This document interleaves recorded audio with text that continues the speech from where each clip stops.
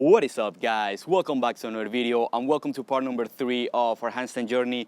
Today I'm going to cover one of the most asked questions when it comes to your handstand, and that is how to achieve a straight line handstand. I believe that it's an easier process to learn the handstand first, learn how to balance in your hands first, and then move on into working towards your alignment and working towards that straight line. And that's because at the beginning you're going to be thinking way too many things just to be able to balance in your hands. So if you add on top of that all the alignment components that I'm going to mention, it can be a little bit overwhelming. However, I believe that the sooner you start implementing these principles and the sooner you start working on your alignment, the better your practice is going to be on the long run. So whether you have a handstand or not, pay attention because I'm going to cover what I believe to be the two most important aspects when it comes to your handstand. Without further ado, let's get started. So first of all, why is it better to be on a straight line handstand instead of what is known as a banana handstand? There are several reasons why the straight line handstand it is superior to the banana handstand. The first one, it is simply to avoid injuries, because every time we found ourselves in a banana handstand, we're putting a lot of pressure on the lumbar spine, and that can really cause problems along the road. The second reason is efficiency, because trying to hold a banana handstand for a long time may be easier in terms of balance, but it's a lot harder on your muscles. You're using way more strength that you actually need if you were to hold the handstand completely straight. So if you are someone which goal is to hold a handstand for a very, very long time, I would really recommend that you start working towards that straight line handstand. And the third reason, which for me is the least important, but for a lot of people would be the most important reason, it is simply because a straight line handstand looks way much better than a banana handstand. Now, when it comes to disadvantages of holding a straight line handstand versus a banana handstand, the only thing that comes to my mind is that it's harder to balance and you need to put more time and effort into your practice and into your training. But once you get comfortable holding a straight line handstand, you realize that it is much easier and it is more natural to your body than the arch version of a handstand. Now, I want to mention that once you achieve a straight line handstand, that doesn't mean that that is the end of your handstand journey. For me, that is just the beginning. There are two main things that are blocking you for achieving that straight line handstand. The first one, it is a lack of core stability. This is the most common reason for a banana handstand, but it's also the easiest to fix. When you're upside down and your core is relaxed, you're gonna find yourself in an arch back position in order to compensate and find the balance. Instead, we want to create what is known as a hollow body position. This is achieved by tucking your tailbone under and posteriorly tilting your hips. Then we will proceed to activate your core as well as the glutes. Keep in mind that we're not trying to flex our core and get our rectus abdominal to pop out. We're trying to do the complete opposite, which is bringing our core inwards and activate what is known as our transverse abdominal, that you can imagine as a belt that is deep below your muscles and is covering all around the lower part of your abdomen. So there are thousands of exercises that you can do to increase your core stability and core strength, and I might be covering that in future videos. But for the purpose of this video and to keep it simple for you, I'm going to show you what I believe to be the best and actually the only exercise that you would truly need at the beginning if you want to create a strong core when you're doing your handstand. And that exercise is the well-known hollow body hold. Lay down on your back with your hands by your side. Slightly lift your arms off the ground and round your upper back. Check the space between your low back and the ground. What we're going to do is close the gap by driving our low back into the ground and allowing our legs to lift. The higher your legs are, the easier the exercise. To assess the best progression for you, you can start with your legs all the way up and your low back already in contact with the ground. Then start lowering your legs until your low back loses contact with the ground. Go back to a position that allows you to keep your back in contact with the ground. If, on the other hand, you're able to bring your legs all the way down and still keep your low back touching the ground, you can up the intensity by simply raising your hands overhead. Choose the right progression for you, one that you can hold for at least 15 to 20 seconds before your core gets tired. Finally, once in the position, make sure to fire up the transverse abdominal, your glutes and your quads.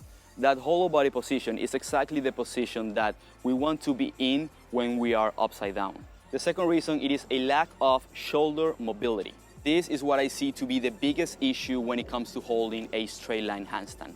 Because you can have the strongest core in the world and your handstand can look really straight from your hips to your toes, but you're going to realize that there is still an arch in your back, and that is caused by not being able to raise your hands all the way up overhead. As a visual example, imagine the floor is right on top of me.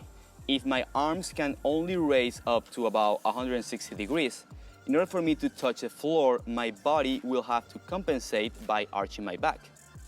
So to assess whether you have the flexibility or not, you are going to do the following. You're going to stand tall against a wall and activate your core the same way you did it on a hollow body position.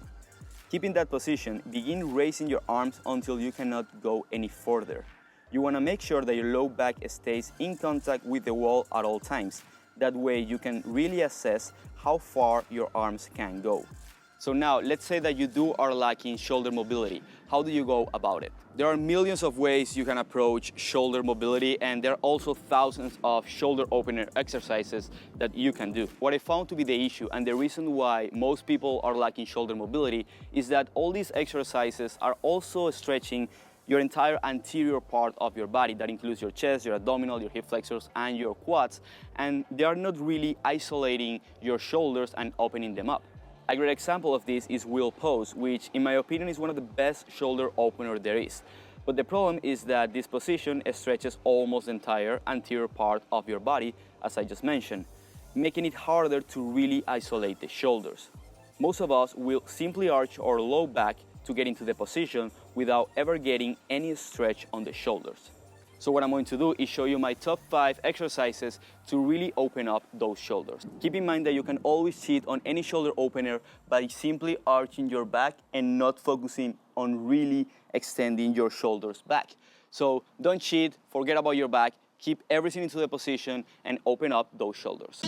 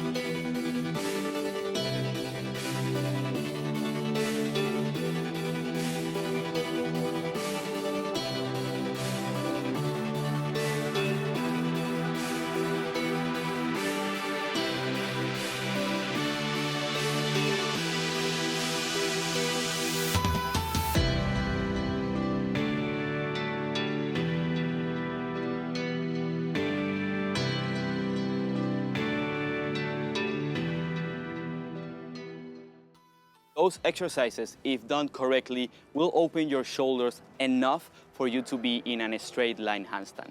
Pick 2 or 3 and add them at the beginning of your training or at the end of your training. Ideally, you want to be stretching your shoulders every single day depending on how tight they are. In order to do this, you don't want to be pushing yourself way too much one day and then ended up being sore the next 4 or 5 days and not being able to train at all. Instead, what I want you to do is take it slow, be patient, listen to your body, and be consistent. Finally, I want to clarify that you could have all the flexibility in your shoulders that you want, and you can still be in a banana handstand position. And that is simply because you haven't trained yourself to be in that position to begin with. So if your core is strong and your shoulders are open, but you're still finding yourself arching your back when balancing on your hands, the best exercise that you can do is one that I mentioned on my first video, and that is a handstand hold with your chest facing the wall. However, now that you know all these principles, the next time that you do that exercise, make sure to focus on hollowing up your core, hollowing up your chest, and opening up those shoulders as much as possible. That way, your body will get used to being in that position, having everything properly engaged, and once you remove the wall, you're going to be able to hold it on your own. So there you have it, guys. That's it for the video and the conclusion of this 3-part series of handstands for beginners. These 3 videos has all the information that you really need in order to hold your first handstand. Now that we cover the basics, we can go into more advanced stuff such as how to hold the handstand longer, handstand push-ups, as well as handstand press. So please, as always, let me know in the comment section down below what you want to see on my next video, and I'll do my best to cover that. And of course, don't forget all the things that every YouTuber says at the end of every single video. Like, share, and of course, subscribe to my channel if you haven't already. And I will see you guys next week.